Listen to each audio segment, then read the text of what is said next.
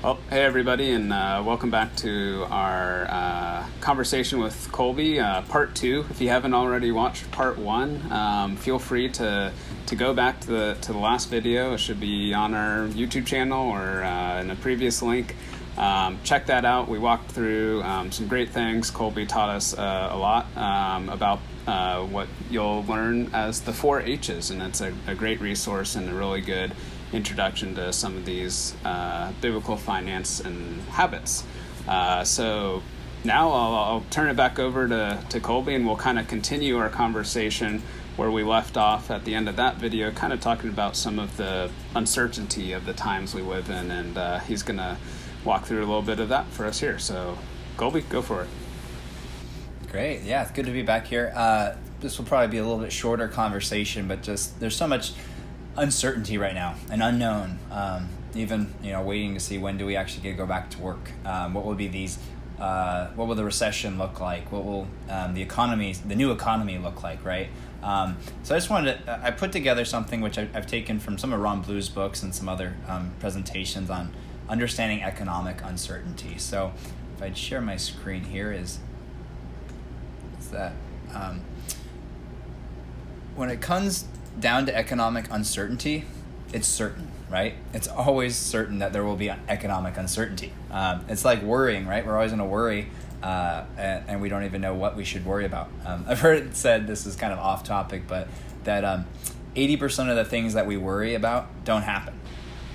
Yeah. So I guess worrying works, right? Anyways, but from economic uncertainty, right, we know it's certain. Just look at every decade of your life. Now, I only have a couple of decades, but 2020 has just started, and it's a whole new decade. New stuff's happening, right? We have this virus. We've got, this was just 10 million people prior in the last 2 weeks that had filed for unemployment. There's even more. We have one of the fastest market declines ever. That's all happened. We're only 4 months into the year. Well, what happened in 2010s? And I just took a couple small ones. There's a lot more we could add in here. But from an economic side, there was the whole uncertainty around Brexit. How's that going to how's the international markets going to handle Britain leaving and becoming their own? Or also we had natural disasters that caused economic uncertainty. With Hurricane Harvey over in Houston, and you had the Japan tsunami. This is just economic. You could throw in even social things that are happening. If it was, terrorism or mass shootings. You have the early 2000s. We had, the Great Recession. You had the 2008 market crash. You had the War on Terror. You had the tech bubble that burst. In 2000s, you basically started the decade with a bubble burst, and you ended the decade with another bubble burst. It was the bubble decade. And then you had all these accounting scandals, right? You had, just so many fraud scandals and accounting, being a former accountant, just how much accounting was rewritten during that time period because of these economic issues. 1990s, you had trade deficits, budget deficits. The funny thing there is, that really hasn't ever left. We still have trade deficits. We still have budget deficits. 1980s, right? We'll kind of speed through here. Is you had a huge amount of interest rates were almost 20%, right? Crazy times. You had huge inflation. Go to the 70s, you had oil embargo. You had Watergate scandal. The 60s, Cuban Missile Crisis, the whole Cold War, Vietnam. There was recessions during that time period. 1950s, Korean War. Every decade when we go back there was a war. There was a war. So just so much uncertainty. But when we look in perspective, right? If you looked at any of those time periods, you might go, oh man, how'd you get through that? That would have been a terrible time to invest. That would have been, no way to make it through those time periods. Well, you did, most likely. If you're here now, right? So that's what we know, is that only in hindsight do we have a better perspective of what's going to happen. The future is always uncertain.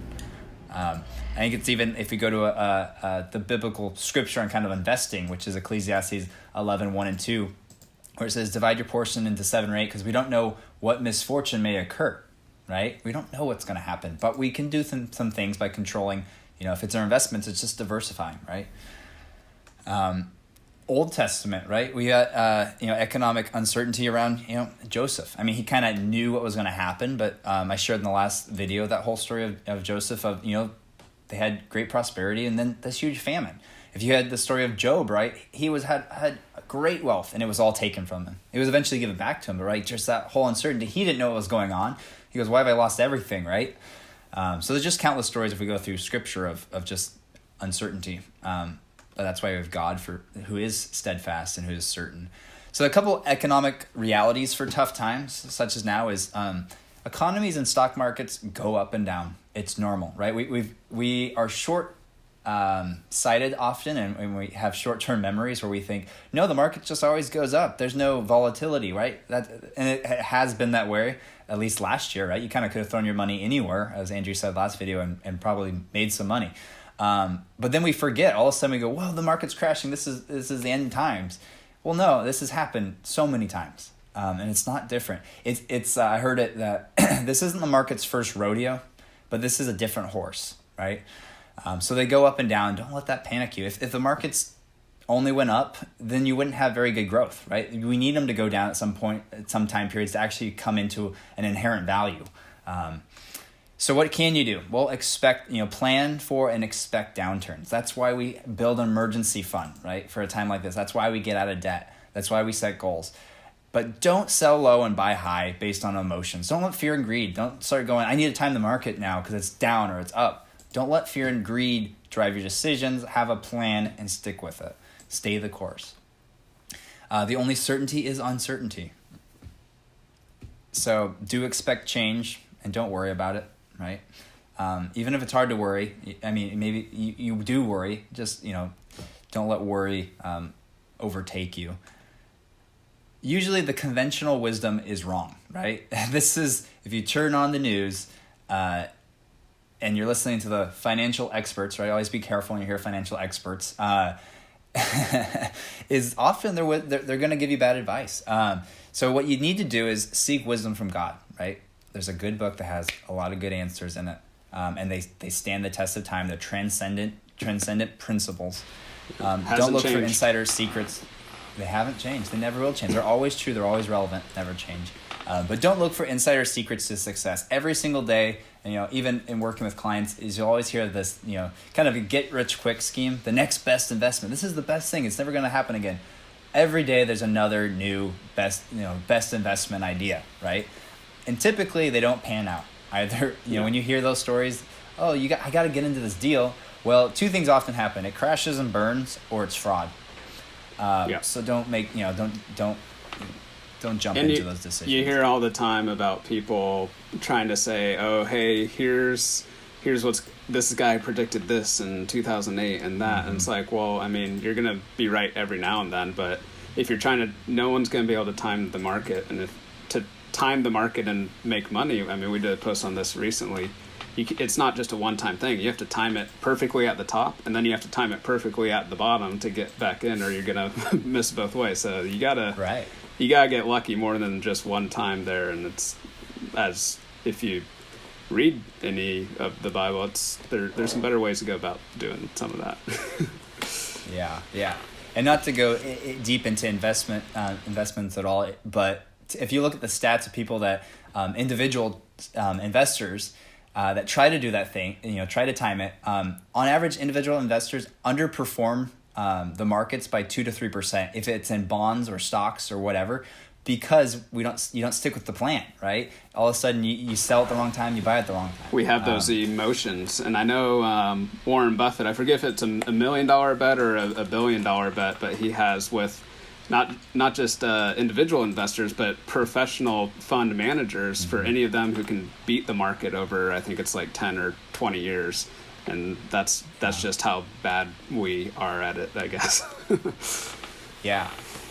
And there's three acronyms for it. There's the FOMO, right? Fear of missing out.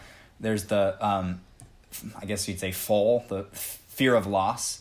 And then the FOF, which is the fear of failure. So you look at that, right? You often see this fear of missing out. So last year you'd see people that are just throwing money in the market because they feel like they're missing out on this huge growth, right? And they probably threw it in at the most expensive time. And then you have the fear of loss, that now it's down. I'm so scared I have to sell it, right? But then there's the fear of failure, and that's where we don't always think is, the fear of failure is, does your money or your investments actually meet your needs, right? that we can get driven so much into greed because we're just trying to beat the market or match the market. But really, it comes down to your personal situation with your investments. It doesn't matter if you go to the Christmas party and you're doing better or worse than better or the same as your friends. You want to know, oh, I'm doing exactly what I need to do for my situation. And that's why a plan's the key before you even have investments.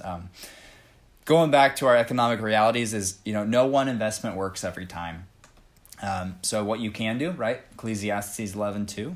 Diversify, and diversifying overall, it just reduces your risk. Same thing as like getting out of debt. It reduces your risks, right? Don't put all your eggs in one basket. Now, by diversifying, you're not going to have those, you're not going to knock it out of the park. You're not going to, have all your money in one company that surges, but you're also not going to have your money in one company that collapses, right? Markets don't typically collapse, right? Companies do. And also don't stop investing. Always keep, it's always a good time to invest, right? Sometimes there's more attractive investment times, but always be continuing to do it. It's dollar cost averaging, getting in, and building up, your savings. And the fifth thing is correct principles work correctly throughout time, right? So what you can do is you remain calm in the storms and don't let fear keep you from sticking to your solid financial plan. Yeah, and I think which leads into what Go ahead. Sorry, I was just going to say, I think that's something that oftentimes in the media, you hear a lot of the fear stories. You don't hear much of the market's been slowly going up a 0.5 percentage point the last 2 weeks or so every day. And that doesn't catch, because the market drops faster than it goes up, but it goes up more frequently than it drops because, we all heard the news of, we're down 40% or 50% or whatever it is from market highs and the big drop. But even it's April 15th or something now, even in just the last couple weeks, the market's gone back up close to 20-30%. You don't hear some of that news. So it's right. Fear is definitely something to be aware of. Just turn off the news. Yeah. But yeah, going off this last point here is correct principles, which leads in what are correct principles, which leads to what we built out, at least in our financial plan, is these 6 key principles to financial planning, and they're all biblically based. Really, one, going off of what we talked in the 4 H's is, understanding God owns it all. That's Psalm 24, the earth is the Lord's and the fullness thereof. Second is set long-term written financial goals. It's the same thing in our habits that we went in the 4 H's is, the mind of man plans his ways, but the Lord directs his steps, right? Third is spend less than you earn, right? Have a controlled lifestyle, have a budget, know the conditions of your flock, pay attention to your herds, avoid the dangers of debt and be getting out of debt, diversify your investments, and be generous, right? If you can stick to those principles, you're going to be fine. And those are the best advice I could give anyone, to build your plans on those. And why? It's because they're always true, they're always relevant, and they never change. Yeah. And having a plan, I think, and we talked about this a little bit in our last video, having that plan gives you a lot more peace and comfort and probably even some contentment in your financial life, which we know for most Americans, just through some of the research we've done, about 75% or so of Americans have some pretty deep financial concerns of whether it's for the future or currently, and so definitely brings some peace to that aspect of things. Yeah, and if you don't have a plan, get a plan now, right? Maybe since you had to work from home, you have a little extra time. You don't have that commute. Yeah. Just sit down and do it. Put something in place. Yeah. And if you need help with that, if you can't do it yourself, there's so many resources out there, classes you can take. Go to kingdomadvisors.com, or I think it's with Kingdom Advisors, and find an advisor out there that's going to give you good counsel, but also do it from a biblical perspective, right? There's some real value in those that can apply these principles, or help you apply these principles. Yeah, and one of the questions I asked you in our last one, and I'll ask it again for maybe people who didn't hear that one, and maybe it has a different perspective here with some of the stuff we're talking about, is what are some ways the church can really help in this area, and whether is it connecting people to financial coaches, or what are some things the churches can do to serve both their congregations and their communities. And yeah, I definitely second what you said about Kingdom Advisors. Great group of people who's going to really help you with kind of these practices here. Yeah. And I mean, even to add to that is, if your church doesn't have it, start creating some financial Bible studies. Everyone's pretty familiar with Dave Ramsey and Financial Peace University. Get that going. I'm doing one of those for my church right now in community. Or go deeper into the principles and do a God Owns It All series. The Ron Institute has some great church resources on that.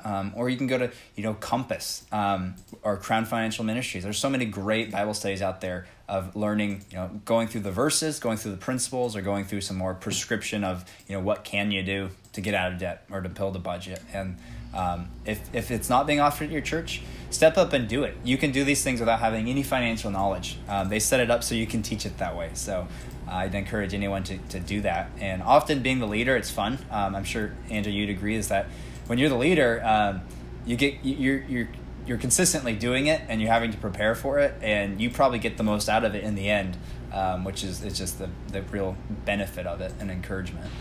Yeah, teaching something's a great way to learn it, and it's also really rewarding seeing where, we've both done the Dave Ramsey Financial Peace classes, and being on the teaching side of that and seeing where the class starts at the beginning of week 1, and then being able to celebrate all those accomplishments at the end of week 9 is a great thing.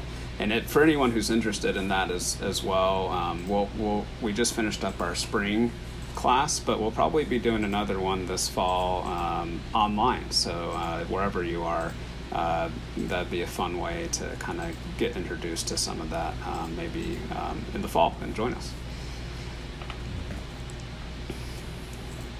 Awesome. Well, I appreciate you jumping on here again for the part 2 of this video, and I'm sure, just knowing us, we'll probably have many more topics in the future to discuss. But for now, I'll let you go after those, because I've been recording here for a while. But I think that brought some great value. And is there anything else before we jump off? No, it's great. It's always a pleasure to talk with you, Andrew, and I look forward to future collaborations and conversations. Likewise. Well, we're looking forward to it as well too, and for everyone else out there, feel free to stay tuned or get in touch with either of us, and I'm sure we'll be happy to talk with you more. Great. Take care. We'll see you. Bye.